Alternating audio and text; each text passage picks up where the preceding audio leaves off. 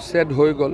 এতিয়া আমি গছ ৰুৱাৰ কাৰ্যসূচী আৰম্ভ কৰিম আৰু কোনোবাই আৰক্ষীক আক্ৰমণ কৰিলে তেওঁলোকৰ ওপৰতে গোচৰ হ'ব, ব্যৱস্থা হ'ব। কিন্তু বৰ্তমান আমাৰ পাইকানত লক্ষ্যটো হৈছে যে বৃক্ষ ৰোপণ কৰি মাটিখিনি বনাঞ্চললৈ ৰূপান্তৰ কৰা।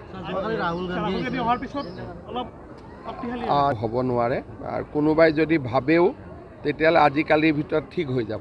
প্ৰথম কথাটো হ'ল যে মই চাকৰি দিছোঁ নে নাই তাক অসমৰ মানুহে জানে। জেলত মোক পঠোৱাৰ আগতে যে ৰাহুল গান্ধী নিজে জেলত নাযাব তাৰ কি গেৰেণ্টি আছে? সেইকাৰণে এখন ৰাজ্যত আহি কাক জেলত পঠাম, কাক জেলত নপঠাম, এইবিলাক কোৱাটো ৰাষ্ট্ৰীয় নেতা এজনৰ কাৰণে শোভা নাপায়। তাৰমানে ইয়াৰ পৰা বুজি পায় যে মই কিমান ইম্পৰ্টেণ্ট। চক এটাই কথা যে আমি অসমৰ মানুহৰ কাৰণে কাম কৰি আছোঁ, ৰাইজে জানে যে আমি কিমান কাম কৰিছোঁ। গতিকে কোনোবাই কিবা ভাষণ এটা দিলেই সমস্যাবিলাকতো ৰাইজৰ মৰমবিলাকতো চেজ হৈ নাযায়। গতিকে এইবিলাক কথা চিন্তা কৰি কোনো লাভ নাই। চেট হৈ গ'ল। এতিয়া আমি গছ ৰুৱাৰ কাৰ্যসূচী আৰম্ভ কৰিম আৰু কোনোবাই আৰক্ষীক আক্ৰমণ কৰিলে তেওঁলোকৰ ওপৰতে গোচৰ হ'ব, ব্যৱস্থা হ'ব। কিন্তু বৰ্তমান আমাৰ পাইকানত লক্ষ্যটো হৈছে যে বৃক্ষ ৰোপণ কৰি মাটিখিনি বনাঞ্চললৈ ৰূপান্তৰ কৰা। হ'ব নোৱাৰে আৰু কোনোবাই যদি ভাবেও তেতিয়াহ'লে আজিকালিৰ ভিতৰত ঠিক হৈ যাব। প্ৰথম কথাটো হ'ল যে মই চাকৰি দিছোঁ নে নাই তাক অসমৰ মানুহে জানে। জেলত মোক পঠোৱাৰ আগতে যে ৰাহুল গান্ধী নিজে জেলত নাযাব তাৰ কি গেৰেণ্টি আছে?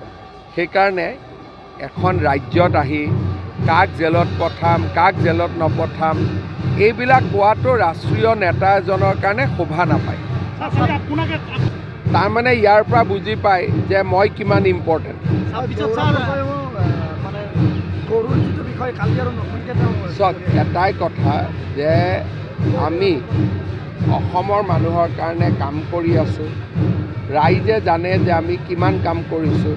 গতিকে কোনোবাই কিবা ভাষণ এটা দিলেই সমস্যাবিলাকতো ৰাইজৰ মৰমবিলাকতো চেজ হৈ নাযায়। গতিকে এইবিলাক কথা চিন্তা কৰি কোনো লাভ নাই। চেট হৈ গ'ল।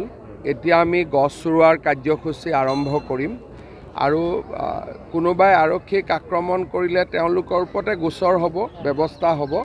কিন্তু বৰ্তমান আমাৰ পাইকানত লক্ষ্যটো হৈছে যে বৃক্ষ ৰোপণ কৰি মাটিখিনি বনাঞ্চললৈ ৰূপান্তৰ কৰা। হ'ব নোৱাৰে আৰু কোনোবাই যদি ভাবেও তেতিয়াহ'লে আজিকালিৰ ভিতৰত ঠিক হৈ যাব। প্ৰথম কথাটো হ'ল যে মই চাকৰি দিছোঁ নে নাই তাক অসমৰ মানুহে জানে। জেলত মোক পঠোৱাৰ আগতে যে ৰাহুল গান্ধী নিজে জেলত নাযাব তাৰ কি গেৰেণ্টি আছে? সেইকাৰণে এখন ৰাজ্যত আহি কাক জেলত পঠাম, কাক জেলত নপঠাম, এইবিলাক কোৱাটো ৰাষ্ট্ৰীয় নেতা এজনৰ কাৰণে শোভা নাপায়। তাৰমানে ইয়াৰ পৰা বুজি পায় যে মই কিমান ইম্পৰ্টেণ্ট। চক এটাই কথা যে আমি অসমৰ মানুহৰ কাৰণে কাম কৰি আছোঁ, ৰাইজে জানে যে আমি কিমান কাম কৰিছোঁ। গতিকে কোনোবাই কিবা ভাষণ এটা দিলেই সমস্যাবিলাকতো ৰাইজৰ মৰমবিলাকতো চেজ হৈ নাযায়। গতিকে এইবিলাক কথা চিন্তা কৰি কোনো লাভ নাই।